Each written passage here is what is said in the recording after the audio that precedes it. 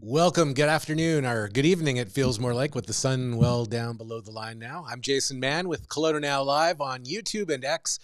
It's Friday, and we're heading into the weekend. We'll check out our forecast shortly. And really, our top story is all about the weather. The city of Kelowna has activated warming buses and patrols for people as winter's grip sets in. Even with temperatures as low as minus 25 in the forecast, hundreds of people living outside have no indoor facility to help them escape the cold. Instead, they're going to be relying on coats, blankets, and warming buses. And our very own Kent Mulgat was out there earlier with a bit of a discussion, and I think we have some video to share. With Kelowna's promised tiny homes projects now not expected to be in place until next month, and minus 25 showing up in the overnight forecast, for people living rough, it's very difficult. And the city is concentrating on two things. One, trying to help people stay comfortable, and number two, trying to avoid somebody freezing to death. That is always our number one concern. There are a number of things that we've introduced with this cold snap. Most significantly is the introduction of warming buses. And so we piloted this last year with one bus nightly, and we have scaled that up this year. So starting last night, there were 3 buses that were available at the designated overnight sheltering site. That's in addition to a number of other things that we do in terms of trying to find people who may be hunkering outdoors, checking on their well-being vigilantly, distributing warming supplies, think toques, blankets, toe and hand warmers and the like, as well as we're making the offer of those thermal shelters that we piloted last year as well. And the city is also relying on all of its outdoor workers to be a part of that effort, including the bylaw services, the outreach workers with not-for-profit in the area, and the commissionaires at the city of Kelowna as well. And the RCMP and the fire department are carrying warming supplies and are actively distributing them as well. The city also has some specially designed thermal shelters, as you saw there, and the estimate is that the tiny homes that were supposed to be a part of this solution this part of the year, which are not yet activated, it seems that BC Housing's latest estimate is that they'll have them operational in February at some time on Crowley Avenue, and in March at the Highway 97 site. City staff are continuing with daily meetings during the cold weather event in order to keep everybody apprised and keep people safe as well. So it's top of mind for everybody. The Gospel Mission, the Kelowna Gospel Mission, says that it is out helping Kelowna's most vulnerable as the extreme cold grips the city as well.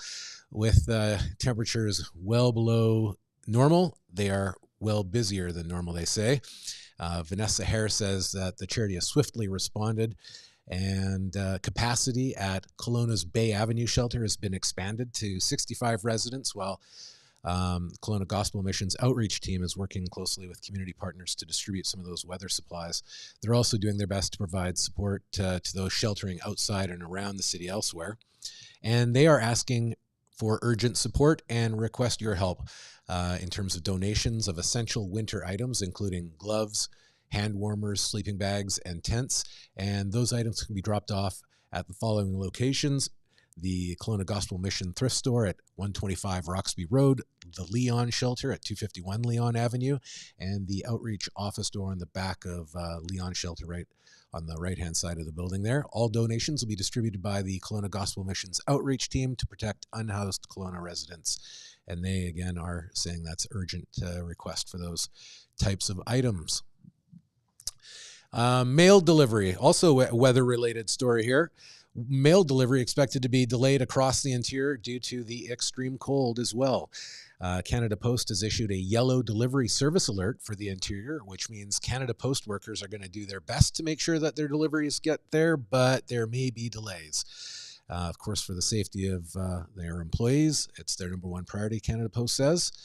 And the weather warnings will be in place at least until Sunday. Canada Post also asks you to clear the ice from your walkway and stairs and driveways, and to ensure safe access to the front door for both visitors as well as their mail carriers when service does resume. Well, if you're in Rutland and you saw smoke and flames in the Bach Road area this morning on your drive into work, you can thank Kelowna Fire Department.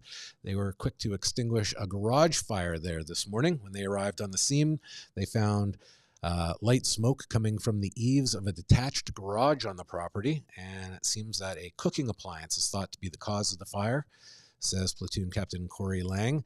The Kelowna Fire Department would like to remind the public to also check their smoke alarms regularly. Well, the Liquor Board has hit a Kelowna houseboat business with a $15,000 fine. The owner of a Kelowna houseboat company has been fined for not doing enough to ensure third-party operator complied with the business liquor license. The BC Liquor and Cannabis Regulation Branch, or the BCLCRB, it is the longest acronym for a government branch, I'm pretty sure, BCLCRB, issued the fine to Michael Redcliffe, owner of MV The Boardroom, in connection to the June 16th incident. The Boardroom is one of two houseboats operated by the Kelowna Cruises out of the downtown Kelowna Marina, and in their decision, they said that the party boat was being rented out and operating outside of its primary food license. According to the decision, Redcliffe admitted to the contravention of the liquor license, but disputed the fine amount of $15,000. But the investigators who were there undercover to investigate the afternoon music event hosted on the boat in June. And when they boarded the boat, the inspectors noted that the availability of food service was not mentioned in the pre-boarding announcement. They saw most people drinking Corona beer from bottles and other liquor in cans clearly labeled as such, and what appeared to be mixed liquor in drinks in plastic cups. And the third-party operator also encouraged patrons to several times get lit. Debate around the use of cell phones in schools continues to brew. If elected, BC United Party leader Kevin Falcon promises to ban the use of devices in classrooms from kindergarten to grade 12. He says despite mounting evidence highlighting the negative impacts of cell phone use in classrooms, increasing concerns from parents and teachers, and other provinces like Quebec taking the lead, David Eby and the NDP have failed to act, and that it's clear to parents how mobile phone usage is negatively affecting and impacting the kids' educations, quote unquote. Central Okanagan Superintendent Kevin Cardall disagrees with a province-wide blanket ban, as there's already a technology policy in place. He says teachers can make decisions in their classrooms.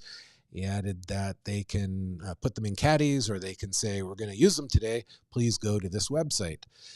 Superintendent Todd Manuel also said in an email, there may be times that secondary teachers allow students to access their phones as a part of particular lessons, research, or learning activities. But Manuel wants secondary teachers to have discretion over the matter because he doesn't want to see the issue as black and white. So it seems like there's a bit of a debate continuing there and further discussion. A Vancouver-based developer is eyeing 5 properties in Kelowna's North End for a proposed apartment building project. MGA Architecture submitted a development permit application on December 21st for an 85-unit condo building. The building would be built between 602 and 578 Coronation Avenue, which is behind 2 newer apartment buildings built to the south of the RCMP building on Richter Street. According to the proposal, the building would be 6 stories tall, although this area of city allows for up to 12 stories, and the upper levels would sit on a double-level, partially buried parkade to address parking. The ratio of unit types would lean more heavily towards the 1-bedroom option, as it is expected that students of the future UBCO campus would be a strong demographic for this area. 83 vehicle parking stalls and 110 bike stalls would be provided for the parkade, and there would be about 2,700 square feet of amenity space at the rear of the property, including a dog run, a lounge area, and some light landscaping. Saskatchewan Mounties continue to search for a senior with ties to BC.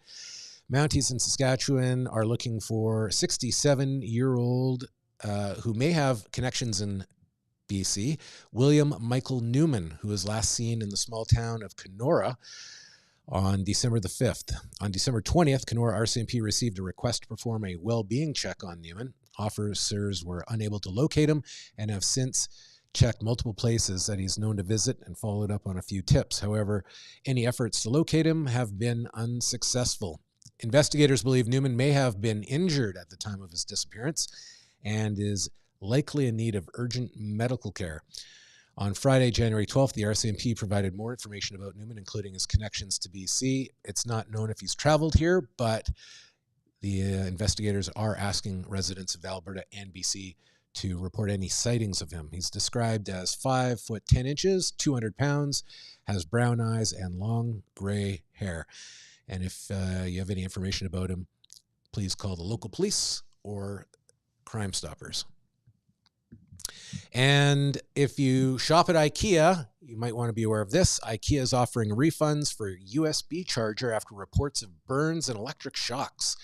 The public has been told to immediately stop using an Ikea charger Ask Storm 40W USB in, I guess, normally dark gray in color, can be returned to any of the corporation stores. A full refund will be provided and no receipt or proof of purchase is necessary. The power cable may get damaged or broken after being wrapped around a charger or bent back and forth after a longer period of use, said the company, and the damaged cable may lead to thermal burns and or electric shock. Health Canada says it has received no reports of injuries in Canada. However, globally, IKEA says that there have been about 17 incidents, with some involving thermal burns or shocks. And more than 10,000 units were sold in Canada between April 2020 and 2023. Product made in China is officially on recall.